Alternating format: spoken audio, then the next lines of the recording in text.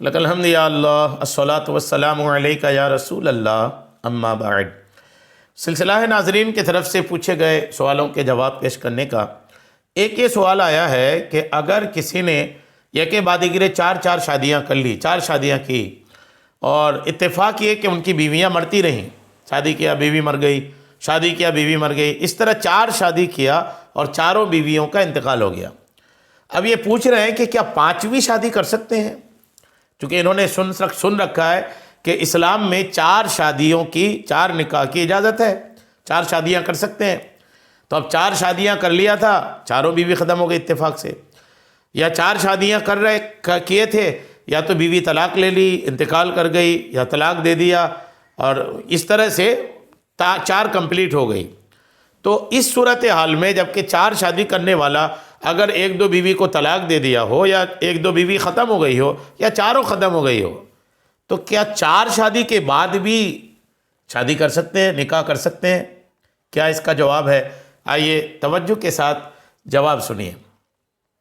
یاد رکھیے گا کہ مرد کے لیے ایک وقت میں زیادہ سے زیادہ 4 شادیاں کرنا جائز ہے، جبکہ 4 شادیاں یوں ہی آزاد طور پر جائز نہیں ہیں، 4 شادیوں کے لیے کنڈیشن ہے۔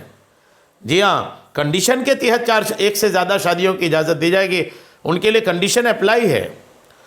کیا کنڈیشن ہے؟ جبکہ سب کے حقوق پورے ادا کر سکتے ہوں، سب کے درمیان عدل و انصاف قائم کر سکتا ہو۔ ایک وقت میں 4 سے زیادہ شادیاں کرنا، یعنی ایک وقت میں 4 سے زیادہ عورتیں نکاح میں ہونا ہرگز جائز نہیں۔ قرآن پاک میں اللہ فرماتا ہے تو نکاح میں لاؤ جو عورتیں تمہیں خوش آئیں، 2 اور 3 اور 4، پھر اگر ڈرو کہ 2 بیویوں کو برابر نہ رکھ سکو گے تو ایک ہی کرو۔ سورہ نساء پارہ 4 آیت نمبر 3۔ اس آیت کے تحت تفسیر خزائن العرفان میں صدر الافاضل مفتی محمد نعیم الدین مراد آبادی رحمۃ اللہ تعالی علیہ فرماتے ہیں، اس سے معلوم ہوا کہ آزاد عورت کے لیے ایک وقت میں 4 عورتوں تک سے نکاح جائز ہے۔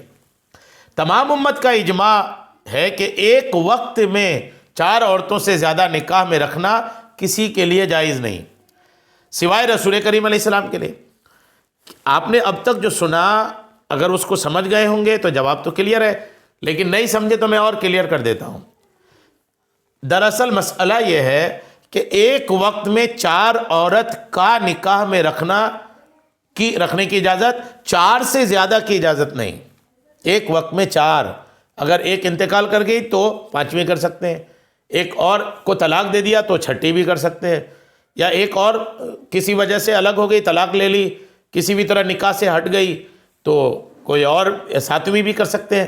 یعنی نکاح کی حد متعین نہیں ہے۔ اصل میں لوگوں کو سمجھنے میں غلطی ہوتی ہے کہ 4 تک ہی زندگی بھر میں 4 ہی نکاح کی اجازت ہے، ایسا نہیں ہے۔ ایک وقت میں 4 عورت رکھنے کی ممانعت ہے۔ اگر ان 4 میں سے ایک کو طلاق دے دیا یا ایک کا انتقال ہو گیا تو 5ویں 6ٹھی اس طرح 7ویں 8ویں 9ویں 10ویں، مثال کے طور پر کوئی سینکڑوں نکاح کرا اور طلاق ہو گئی یا انتقال کرتی رہے گی تو بالکل اجازت ہے، بالکل اجازت ہے۔ ایک وقت میں 4 عورت نکاح میں ہو تو 5ویں نہیں کر سکتے۔ اگر کوئی ایک نکاح سے ہٹ گئی، کسی کا انتقال ہو گیا، جگہ خالی ہو گئی، تو اب پھر 4 کے بعد بھی 5ویں 6ویں 7ویں بھی کر سکتے ہیں۔ دراصل یہ مسئلہ ہے۔ جی ہاں، یہ سمجھنے والی بات ہے کہ واضح رہے کہ مرد کے لیے زندگی میں نکاح کی تعداد متعین نہیں ہے۔ کئی ایسے بزرگ گزرے ہیں کہ 100 نکاح کیے، 200 نکاح کیے ہیں۔ اب تو 4 ہی میں ہے نا، 100 200 نکاح کی باتیں بھی بزرگوں کے تعلق سے منقول ہیں۔ وہ کب ہوا؟ اکٹھے نہیں ہوا، نکاح ہو گیا طلاق ہو گئی، نکاح ہو گیا بیوی انتقال کر گئی، تو اس طرح 4 سے زیادہ گنتی بھی جا سکتی ہے، اس میں کوئی حرج نہیں ہے۔ جی ہاں، امید ہے بات آپ کو سمجھ میں آ گئی ہوگی۔ اللہ کریم ہم سب کو شریعت کے تمام مسائل سیکھنے، سمجھنے اور اس پر عمل کی توفیق عطا فرمائے۔ آمین بجاہ النبی الامین صلی اللہ تعالی علیہ وسلم۔